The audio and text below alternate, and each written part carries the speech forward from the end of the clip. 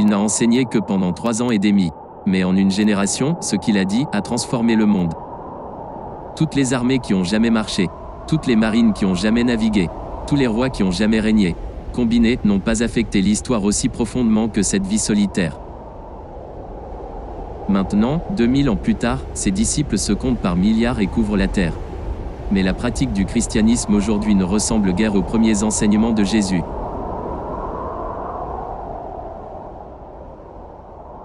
La prophétie avait prédit que cela arriverait.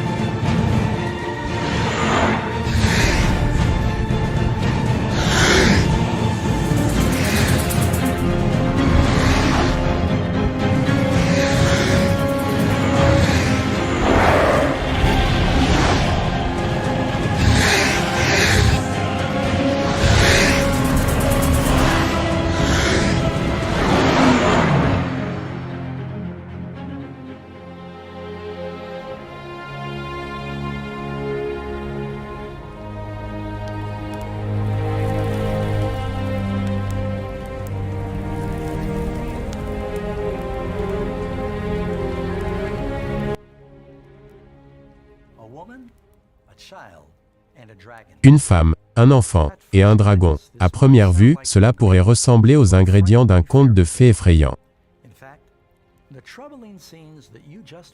En fait, les scènes troublantes que vous venez de voir font partie d'une prophétie vraie et puissante donnée à l'apôtre Jean, il y a près de 2000 ans. Que nous dit cette prophétie trouvée dans Apocalypse 12 ? Cela indique-t-il un événement qui s'est produit il y a des milliers d'années ? Ou cela décrit-il des choses qui vont se produire dans un avenir proche ? Et que représente la femme, le dragon et l'enfant ? Rejoignez-nous maintenant alors que nous voyageons profondément dans un monde que peu de gens ont déjà vu mais qui font tous partie de l'Apocalypse. L'épouse, la bête et Babylone.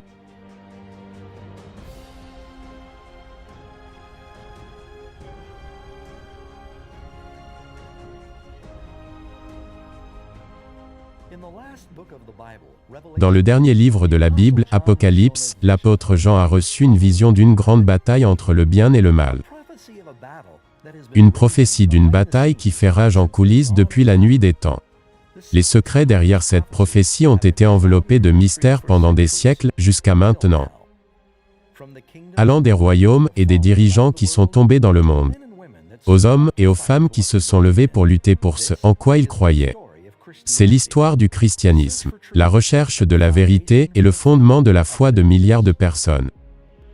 Un grand signe parut dans le ciel, une femme enveloppée du soleil, la lune sous ses pieds, et une couronne de 12 étoiles sur sa tête. Elle était enceinte, et elle criait, étant en travail, et dans les douleurs de l'enfantement.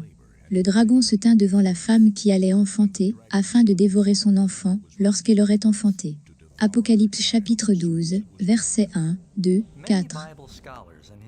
De nombreux érudits de la Bible et historiens ont étudié cette prophétie au fil des ans et ont convenu que la prophétie d'Apocalypse 12 pointe vers un événement connu sous le nom de massacre des innocents, qui s'est produit au 1er siècle en Judée.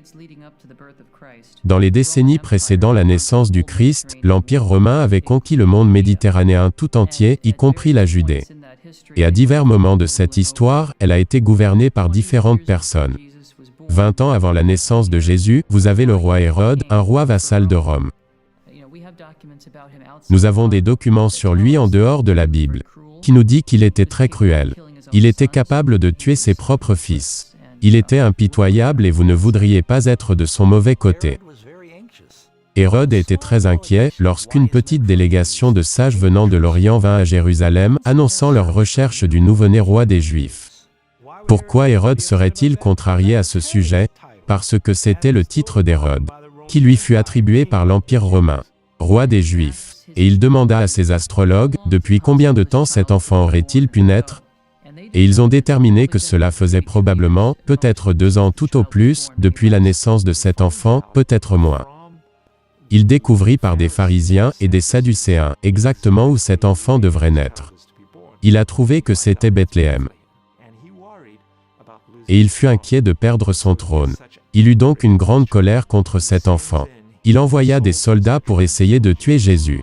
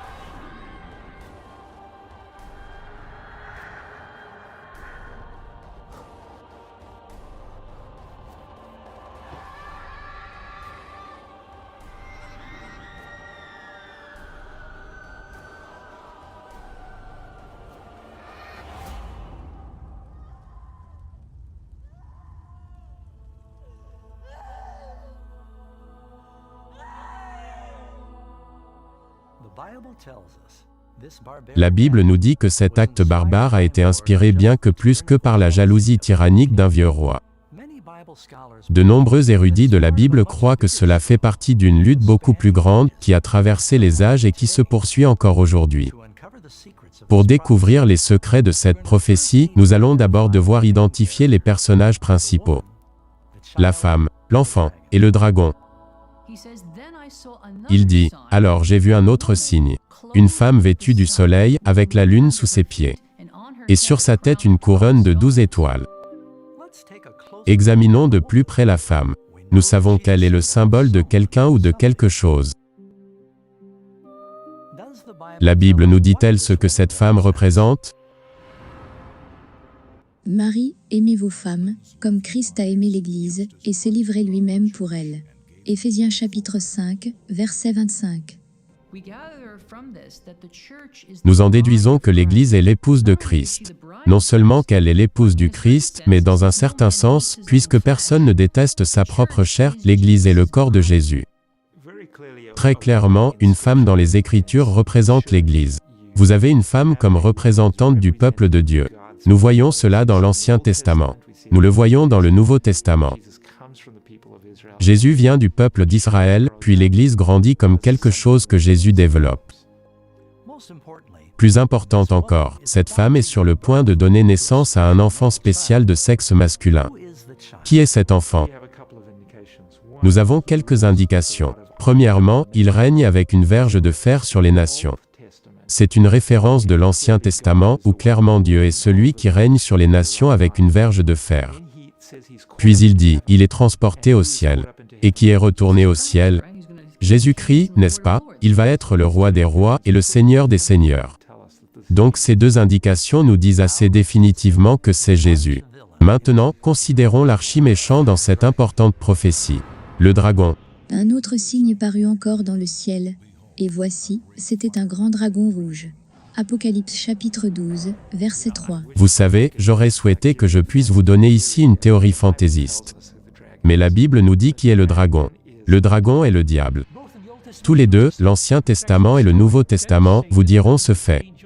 Que c'est Satan. Vous savez cet ange déchu, le diable. Et donc il attaque dès que le Christ apparaît sur la surface de la terre. Et le grand dragon fut chassé. Ce serpent ancien, appelé le diable et Satan, qui séduit toute la terre. Il fut précipité sur la terre, et ses anges furent précipités avec lui. Apocalypse chapitre 12, verset 9. Ce que nous voyons ici, dans la première partie d'Apocalypse 12, est une représentation symbolique du conflit entre Christ et Satan. Et nous trouvons cette description remontant jusqu'au Jardin d'Éden, où vous avez un serpent avec des ailes. Qu'est-ce que c'est le serpent avec des ailes? C'est une forme de dragon. Et nous avons le serpent, ce dragon qui descend tout au long des Écritures. Tout au long de la vie et du ministère de Christ, Satan a essayé de perturber les plans de Jésus pour apporter le salut à l'humanité. Mais il était blessé pour nos péchés, brisé pour nos iniquités. Le châtiment qui nous donne la paix est tombé sur lui, et c'est par ses meurtrissures que nous sommes guéris. Ésaïe chapitre 53, verset 5. À divers moments, ils l'ont chassé des synagogues et ont voulu le pousser d'une falaise. Ils ont essayé de le faire taire. Ils l'ont torturé jusqu'à la mort publiquement. Mais les manigances de Satan pour dérailler le plan du salut ont été complètement anéanties lorsque Jésus est ressuscité d'entre les morts. Et son enfant fut enlevé vers Dieu et vers son trône. Apocalypse chapitre 12, verset 5. Le Fils de Dieu étant désormais physiquement hors de sa portée, le diable a dirigé toute sa fureur sur les disciples de Jésus, les nouveaux chrétiens. Il l'a fait en grande partie grâce à la cruelle puissance de la Rome impériale. Quand le dragon vit qu'il avait été précipité sur la terre, il poursuivit la femme qui avait enfanté l'enfant mâle. Apocalypse chapitre 12, verset 13. Le christianisme était une petite minorité en difficulté et persécutée, qui n'avait pas de statut officiel dans l'Empire romain. Et il eut une série de persécutions, dont certains étaient assez graves. L'un des rôles de la religion dans l'Empire romain était d'assurer le bien-être de l'État. L'idée était que si les dieux étaient adorés correctement, alors ils favoriseraient l'Empire. Et s'ils étaient adorés de manière incorrecte, alors vous aurez de mauvaises choses qui arriveraient à l'Empire, résultant de la colère divine. Les chrétiens ne voulaient pas sacrifier aux dieux. Et les dieux à ce moment-là incluaient l'empereur. Il était donc facile de considérer ces gens comme des boucs émissaires religieux. En gros, si quelque chose n'allait pas, c'était probablement parce qu'il y avait des chrétiens coupables qui refusaient de donner aux dieux leur dû. Bien sûr, vous devez les punir. Et la punition signifie, comme vous le savez la plupart du temps, c'était la mort. Ce que les gens pensaient était que, comme les chrétiens se rassemblant ensemble, il semblait qu'ils avaient des rapports avec leurs frères et sœurs. Parce qu'il y avait des rumeurs à leur sujet qu'ils commettraient l'inceste. Les chrétiens avaient l'habitude de s'appeler frères et sœurs, et avaient pour coutume de manger la chair du Christ. Les gens ont apparemment entendu que les chrétiens mangeaient des enfants. Donc quand les païens en ont entendu cela, ils ont pensé le pire. Les chrétiens se sont vus progressivement dépouillés de leurs fonctions civiles, de leurs fonctions militaires. Leurs livres furent confisqués, leurs églises détruites. Il leur était interdit de se rencontrer, etc. Tout cela parce que l'on craignait que cela ne sape vraiment le bien-être de l'Empire. Alors que l'Église primitive souffrait de cette persécution flérienne de Rome, leur vie devint un puissant témoignage de vérité. Alors que les païens vivaient dans une peur superstitieuse constante, ces chrétiens confrontaient la torture et la mort avec une paix surnaturelle. Fondamentalement, ce que Néron fit, c'est qu'il les donnait en nourriture aux lions. Il les faisait attacher à des piliers et les incendier pour servir de torches humaines, pendant qu'ils continuaient leurs festivités dans la nuit. Ils étaient étirés, tués par des gladiateurs. À peu près toutes les façons créatives dont vous pouvez disposer des chrétiens. Face à la fin douloureuse de leur vie, ils chantaient souvent et se réjouissaient. Alors que des milliers de chrétiens payaient le prix ultime de leur foi, leur prière et leur sang de martyr devinrent essentiellement la semence pour la nouvelle Église. Les gens étaient tellement fascinés par la façon dont ces chrétiens mouraient, que immédiatement, la réaction était de se convertir. Et ainsi les chrétiens se sont répandus comme une traînée de poudre. Plus vous les tuez, et plus ils se tenaient debout pour leur foi. Maintenant c'est vrai et je pense qu'il faut le souligner que l'Église primitive s'est propagée, malgré les tentatives très concertées de répression des empereurs, extrêmement autocratiques et puissants, qui se sont opposés très fermement aux chrétiens. Et pourtant l'Église primitive a survécu. Tertullien disait qu'à chaque fois que quelque chose n'allait pas, qu'à chaque fois qu'il y avait une famine, qu'à chaque fois qu'une maladie ou peste sévissait, tout le monde disait « Envoyez les chrétiens aux lions ». Il le disait sournoisement, tant de personnes ne pouvaient être données en nourriture à si peu. Et son point de vue est que vous ne pouvez pas tous nous détruire. Pendant cette période de croissance exponentielle, les chrétiens de tout l'Empire romain sont littéralement allés sous terre. Ce labyrinthe de tunnels et de chambres sous les villes romaines est devenu connu sous le nom de catacombes. Les catacombes sont importantes à comprendre. Tout d'abord, beaucoup de gens s'imaginent qu'il y avait des grottes naturellement sous Rome et les chrétiens y sont simplement allés. Les catacombes, presque sans exception, ne sont pas des grottes naturelles. Elles ont été creusées par les chrétiens. Et donc les chrétiens ont creusé tout un système de labyrinthes souterrains. Parfois, des cultes y étaient organisés, dans les tombes même des martyrs. Le deuxième point est que l'acte même d'enterrer vos morts était extrêmement important. Les chrétiens croient en la résurrection du corps. Maintenant, bien sûr, cette croyance a bougé et changé au cours des siècles. Mais d'après ce que nous comprenons, les premiers chrétiens croyaient qu'ils seraient ressuscités sous cette forme corporelle réelle. Et donc ils ont choisi d'enterrer leurs morts et non de les incinérer. Par conséquent, si on te voyait enterrer tes morts, surtout à des périodes où il y avait des vagues intenses de persécution, tu disais indirectement à la police, « Venez enquêter sur moi. Je pourrais très bien être chrétien. »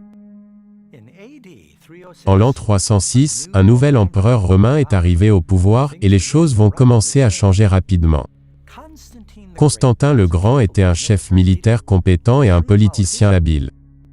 Constantin a mené toute une série de guerres civiles afin d'atteindre son objectif politique de devenir empereur. Et c'était son propre ambition personnelle et politique. Il sort de la Gaule, la France moderne où est la base de son pouvoir pour affronter son rival Maxence en Italie. Constantin descend à partir du nord et en Italie, il y a ce long tronçon. Et gagne des batailles l'une après l'autre.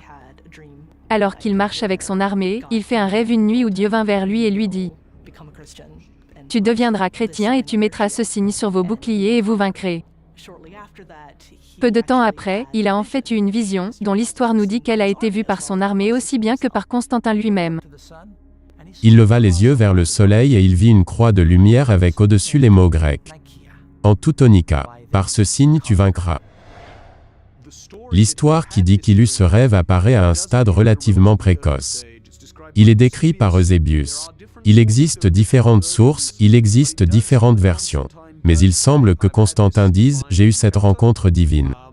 Et un ange m'a dit sous le signe de la croix, je vaincrai. » Constantin ordonna à ses troupes de décorer leurs boucliers avec le symbole chrétien.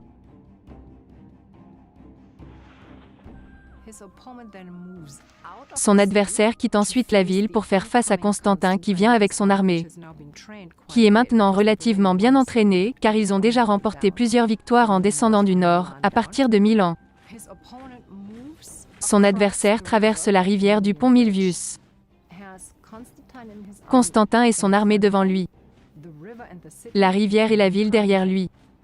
Ce n'était pas une situation formidable. Donc, si tu n'arrives pas à vaincre l'armée qui vient, tu n'as nulle part où battre en retraite. Ce fut donc la défaite. Pour Constantin, qui n'était certainement pas encore chrétien, c'était une chose puissante. Car lui-même croyait que le Dieu des chrétiens lui a donné la victoire. Le Dieu des chrétiens est plus puissant que ces autres divinités. Je veux dire qu'il est clair que c'est Constantin qui a fait du symbole du christianisme une partie intégrante des normes de l'Empire. Il a combattu sous ce symbole et il a gagné. Et donc étant un bon empereur romain, il pensa alors oui j'ai le signe, je suis sur la bonne voie.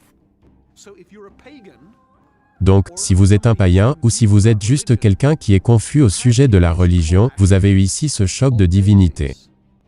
Et qui émerge au top? Le Dieu des chrétiens. Vous pouvez tirer vos propres conclusions. Peu à peu, le sentiment national contre le christianisme a commencé à s'inverser. Pendant le règne de Constantin, les chrétiens sont passés d'une position de secte persécutée à des positions d'influence ouverte dans les cours, les palais des rois et des gouverneurs. Donc, une grande partie des élites habituées à être au-devant devinrent automatiquement des évêques locaux, etc. Vous savez, devenir chrétien, ce n'était pas un grand saut, parce que la plupart d'entre eux croyaient de toute façon en un être divin suprême qui avait différentes représentations. Si vous voulez progresser, dans l'armée ou dans la fonction publique impériale, il y avait tout intérêt à devenir chrétien, parce que toutes les personnes au sommet étaient chrétiennes. Donc pour vouloir progresser dans la hiérarchie, que ce soit l'armée, la fonction publique ou tout simplement à la cour, les gens devinrent chrétiens. Cela devint très attrayant parce que l'édit de tolérance de Constantin l'a rendu ainsi. Constantin peut légitimement revendiquer le titre de grand, car il a tourné l'histoire du monde dans une nouvelle direction, et a fait du christianisme qui jusque-là avait subi une sanglante persécution, la religion d'État. Et alors que les gens dans tout l'Empire romain entraient dans l'Église chrétienne, ils ont apporté avec eux bon nombre de leurs anciennes croyances et pratiques païennes. Maintenant que le christianisme a reçu le statut de religion pleinement légale, il devint par conséquent attrayant pour les prochaines générations, pour un grand nombre de membres de cette superbe élite. Maintenant, le pourcentage de chrétiens dans ce top 10, 15, 25% augmenta, et augmenta considérablement dans le top 1 et 2. Voilà le vrai changement. C'est alors que le christianisme devint vraiment ce qu'est le christianisme d'aujourd'hui. Parce que maintenant la classe dirigeante était aussi chrétienne. Au fil du temps, les leaders de l'Église ont commencé à adopter les robes royales et les cérémonies flamboyantes qui faisaient partie des religions païennes. Et à la place des simples commandements de Dieu, ils ont commencé à enseigner des superstitions et les traditions créées par l'homme. Maintenant, au lieu que l'Église chrétienne convertisse le monde païen, les païens convertissaient l'Église. Il y a eu donc un train qui sortit du 1er siècle, représenté par les documents que nous avons dans le Nouveau Testament qui démontrent le genre, la forme de l'Église, qui entra dans ce long tunnel sombre du 2e jusqu'au 4e siècle, puis sortir de ce long tunnel du 4e siècle. Ce train de l'Église qui en sortit est tellement différent du train qui y entra que vous vous dites, que s'est-il passé? En 391 après Jésus-Christ par ordre de l'empereur Théodose Ier, le christianisme devint la religion officielle d'État de Rome. Le culte dans les temples païens fut interdit et toutes les autres pratiques religieuses cessèrent. Vous essayez de christianiser un empire. Vous essayez de christianiser une culture païenne. Les vieilles basiliques étaient essentiellement des temples païens. Mettez-y une croix. Mettez des peintures de scènes bibliques, des héros bibliques, et les saints et les martyrs. Les chrétiens étaient très déterminés et intentionnels à prendre le contrôle des temples païens. Et il y a un chef d'église notable qui écrivit ce traité qui nous est parvenu. Il a écrit une réfutation des attaques païennes contre le christianisme. Il dit en partie de son témoignage: vos propres lieux de culte et nos lieux de culte chrétiens, nous les avons repris, nous les avons nettoyés de l'idolâtrie. Nous les avons sanctifiés et nous en avons fait d'eux des endroits où le seul vrai Dieu est adoré. Quelle preuve plus claire pourriez-vous souhaiter que tout votre système de croyance est faux? Où sont vos dieux, s'ils permettent que cela se produise? Donc les chrétiens délibérément parfois et en tant que stratèges prennent non seulement possession des lieux païens, mais des rituels ou des idées. Car ils pensent les renverser pour faire avancer la cause du christianisme. Ce que nous ne savons pas, c'est jusqu'à quel point ils pensaient et disaient à quel moment il était légitime de le faire et à quel moment commencerons-nous peut-être à adopter d'autres idées. La vitesse à laquelle l'Église primitive a négocié l'apostasie vous coupera le souffle. Alors que des millions de païens rejoignaient précipitamment l'Église, ils étaient naturellement réticents à délaisser leur trésor d'idoles. Les Romains et les Grecs étaient tellement habitués à être entourés de symboles de leur divinité. Ils ont commencé à faire la même chose avec le christianisme. Donc beaucoup de ces nouveaux convertis commencèrent à renommer leurs idoles avec des noms chrétiens comme Paul, Marie et Pierre. Une statue de Jupiter devint une statue de Pierre. Nous le savons, parce qu'elle a un disque solaire juste au-dessus de sa tête, cela indique que ce n'était pas Pierre, mais une statue païenne qui a été renommée. Au lieu de Romulus et Rémus, et pourquoi pas les martyrs? Les grands martyrs Cosmas et Damien. La représentation d'Isis, qui était à l'origine une déesse égyptienne, mais qui était déjà devenue très grecque, devint essentiellement la représentation de Marie, portant son enfant. Vous avez une tradition de la mère avec son enfant tout au long de l'histoire. Cette mythologie, vous l'avez depuis Babylone, tout au long jusqu'en Perse. Il semble que Marie ait acquis certaines des caractéristiques qui étaient associées avec certaines de ces déesses. Elle porte un manteau bleu sombre et se tient sur une demi-lune. Elle est la mère de tous les dieux, Isis portant son fils Horus. C'est cette image qui obtint un nouveau nom, celui de Marie portant l'enfant Jésus. Où une représentation du dieu Hermès est montrée comme étant le Christ le bon berger. Escapiste est le modèle iconographique pour beaucoup de représentations de Jésus. Oui, un jeune dieu vibrant, aux cheveux bouclés. Bientôt, les statues des saints et même de Jésus ont commencé à orner les églises. Même si Dieu interdit clairement cette pratique dans les 10 commandements, les gens ont continué à vénérer et à prier ces idoles rebaptisées. Tu ne te feras point d'image taillée, ni de représentation quelconque des choses qui sont en haut dans les cieux, qui sont en bas sur la terre, et qui sont dans les eaux plus bas que la terre. Tu ne te prosterneras point devant elles, et tu ne les serviras point. Exode chapitre 20, versets 4 à 5. Relatif au dernier point est la vénération de Marie, la mère de Jésus. S'il est vrai que Marie était une femme fidèle et grandement honorée d'être sa mère, les Écritures n'enseignent nulle part qu'elle doit être déifiée ou adorée. Marie a toujours été importante dans l'histoire chrétienne antique. Mais au cours du Moyen Âge, elle devint élevée et regardée avec détachement presque au rang de semi-divinité.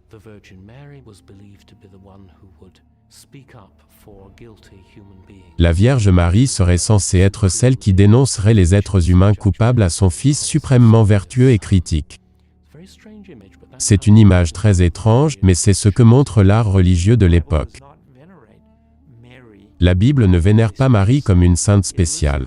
Il la répertorie purement comme une femme vertueuse merveilleuse, utilisée par Dieu pour donner naissance au Messie. Pourtant, lors du concile de Nicée en 325, l'Église a élevé Marie à la stature d'une déesse et comédiatrice avec le Christ. Dès la fin du IVe siècle, des églises étaient dédiées à la Vierge Marie. Mais malheureusement, ce ne sont pas les seuls héritages qui se sont glissés durant cette période.